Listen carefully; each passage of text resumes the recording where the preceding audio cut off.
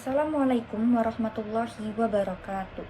Yang terhormat Ibu Ulfa Tika Saputri, SE MSc, selaku dosen pengampu mata kuliah analisis laporan keuangan sektor publik. Pada hari ini, kelompok 7 akan memaparkan materi diskusi mengenai analisis belanja. Sebelum masuk ke topik pembahasan, izinkan saya memperkenalkan anggota kelompok 7.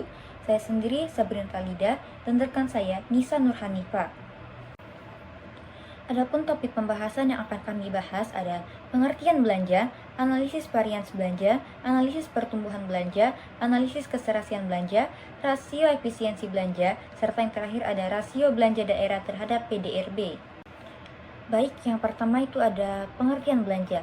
Belanja sendiri menurut standar akuntansi pemerintahan ialah semua pengeluaran dari rekening kas umum daerah yang tidak akan diperoleh pembayarannya kembali oleh pemerintah daerah.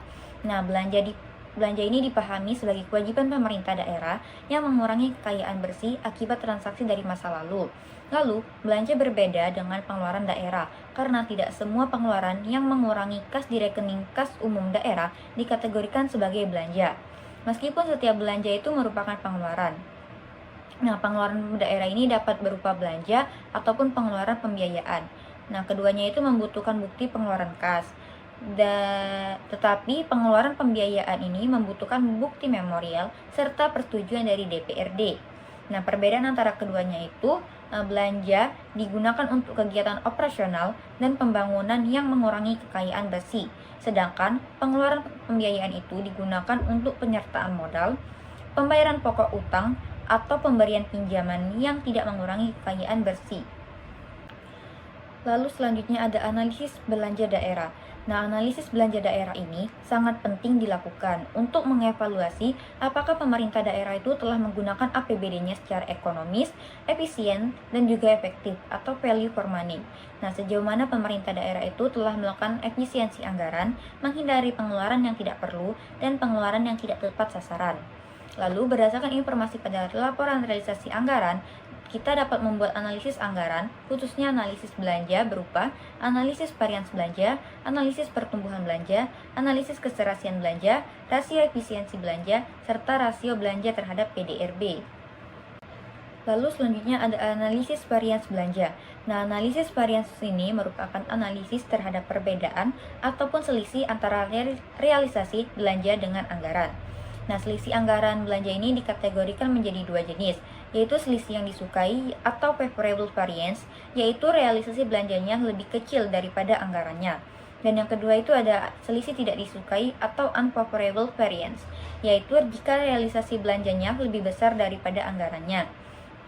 Nah, selisih realisasi belanja dengan yang dianggarkan yang cukup signifikan itu bisa memberikan dua kemungkinan. Kemungkinan pertama yaitu hal itu menunjukkan adanya efisiensi anggaran, dan yang kedua justru sebaliknya. Jika terjadi selisih kurang, maka sangat mungkin telah terjadi kelemahan dalam perencanaan anggaran, sehingga estimasi belanjanya itu kurang tepat atau tidak terserapnya anggaran tersebut bisa jadi disebabkan karena ada program dan kegiatan yang tidak dilaksanakan eksekutif, padahal sudah diamanatkan dalam anggaran.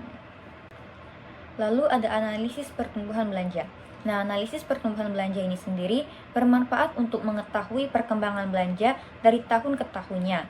Analisis pertumbuhan belanja ini dilakukan untuk mengetahui berapa besar pertumbuhan masing-masing belanja, apakah pertumbuhan tersebut rasional dan dapat dipertanggungjawabkan. Adapun rumus dari pertumbuhan belanja daerah ini yaitu pertumbuhan belanja tahun berjalan sama dengan realisasi belanja tahun berjalan dikurang dengan realisasi belanja tahun T-1 dibagi dengan realisasi belanja tahun T-1. Lalu, jika dilihat dari perspektif pertumbuhan belanja, sistem anggaran berbasis kinerja ini berbeda dengan anggaran tradisional. Sistem anggaran tradisional memiliki karakteristik yaitu pos-pos anggarannya tetap atau line item dan selalu meningkat setiap tahunnya atau incrementalism. Nah, namun dengan digunakannya anggaran berbasis kinerja ini, yang mana setiap anggaran itu harus dikaitkan dengan target kinerja, maka kecenderungan untuk terus meningkatkan anggaran tidak diperlukan lagi terjadi. Lalu ada analisis keserasian belanja. Nah, analisis keserasian belanja ini bermanfaat untuk mengetahui keseimbangan antar belanja. Hal ini tuh terkait dengan fungsi anggaran sebagai alat distribusi, alokasi, serta stabilisasi. Nah, analisis keserasian belanja ini dapat berupa analisis belanja per fungsi terhadap total belanja, analisis belanja operasi terhadap total belanja, analisis belanja modal terhadap total belanja, serta analisis belanja langsung dan tidak langsung.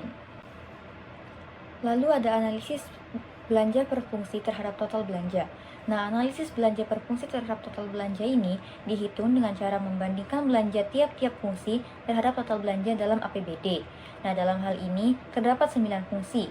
Yang pertama itu pelayanan umum pemerintahan, yang kedua ketertiban dan keamanan, yang ketiga ekonomi, yang keempat lingkungan hidup, yang kelima perumahan dan fasilitas umum, yang keenam kesehatan, yang ketujuh pariwisata dan budaya, yang kedelapan pendidikan, serta yang terakhir itu ada perlindungan sosial.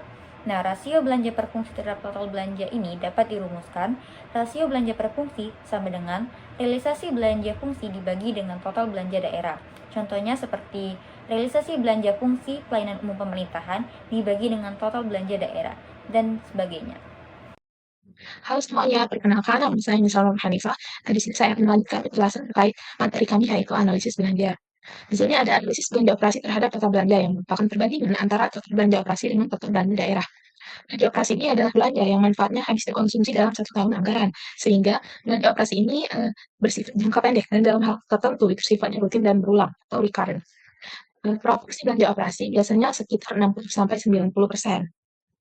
Jika pemerintah daerah yang mendapat pendapatan tinggi, maka belanja operasinya juga ikut tinggi. Namun jika pemerintah daerah yang pendapatan daerahnya itu rendah, maka belanja operasinya juga lebih rendah.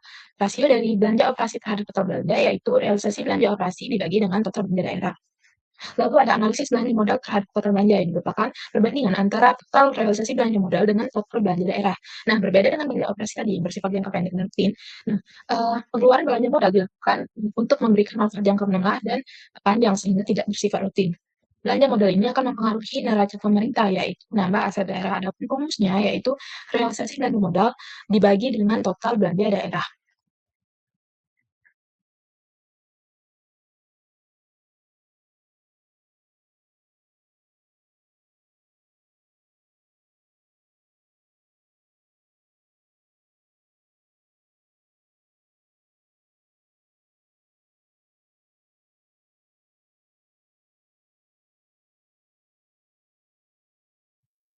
Lalu ada analisis belanja langsung dan analisis belanja tidak langsung. Pada analisis belanja langsung, belanja terkait langsung dengan kegiatan atau aktivitas sehingga dalam konteks bisnis dimaksud biaya langsung atau direct cost. Jenis belanja expense dalam kategori belanja kaisa atau indirect expense dan dapat dikendalikan oleh manajemen aktivitas misalnya dengan menekan harga satu unit. Porsi dari belanja langsung ini idealnya dibersihkan memberikan pengaruh yang langsung terhadap kualitas kegiatan. Rumus dari rasio belanja langsung ini adalah belanja langsung dibagi dengan total belanja daerah.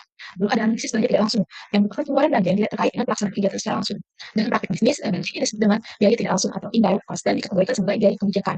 Kemudian biaya tidak langsung itu dilakukan melalui penetapan anggaran atau hard budget serta penerapan efisiensi anggaran. Ada rumus resiko tidak langsung yaitu total belanja tidak langsung dibagi dengan belanja daerah.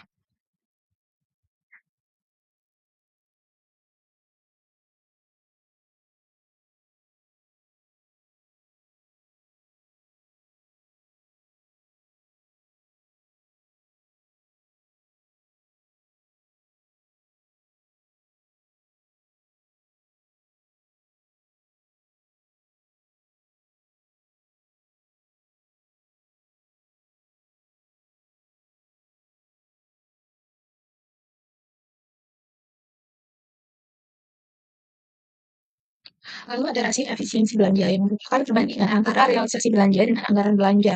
Rasio ini digunakan untuk mengukur tingkat penghematan anggaran yang dilakukan oleh pemerintah. Angka yang dihasilkan dari rasio ini bersifat relatif, yang artinya tidak ada standar baku yang dianggap baik untuk rasio ini. Rumus rasio efisiensi belanja yaitu realisasi belanja dibagi dengan anggaran belanja dan dikali 100%.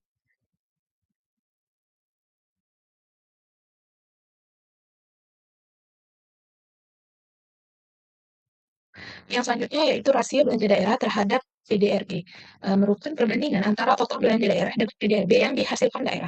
Rasio ini menunjukkan produktivitas dan efektivitas belanja daerah. Adapun rumus dari rasio belanja daerah terhadap PDRB yaitu total realisasi belanja daerah dibagi dengan total PDRB.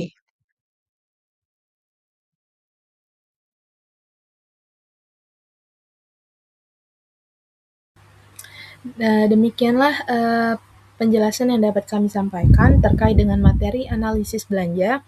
Kami memohon maaf apabila pada saat penjelasan ada perkataan yang salah. Kami akhiri. Wassalamualaikum warahmatullahi wabarakatuh.